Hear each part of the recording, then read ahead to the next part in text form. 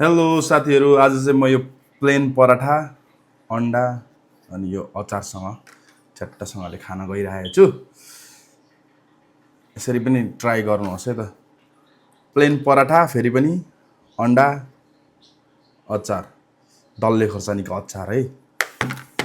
एकदम मिठो भएको थियो, त्यही भएर मैले भिडियो बनाएर हालेको। तपाईहरु पनि खान सक्नुहुन्छ है त। मैले चाहिँ यसरी यो अन्डालाई बीचमा पराठाको बीचमा हालेर अनि च्याट्टैसँगले अचारमा चोप्ने।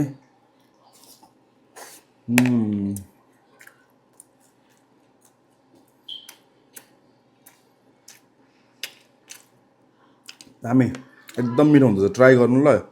प्लेन पराठा अन्डा अनि अचार। पिरो मन पर्छ नि अचार खानु त।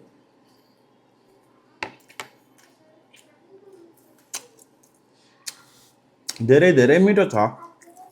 ट्राई गर्नु है एकचोटि। चियासँग खाँदा नि हुन्छ चिया।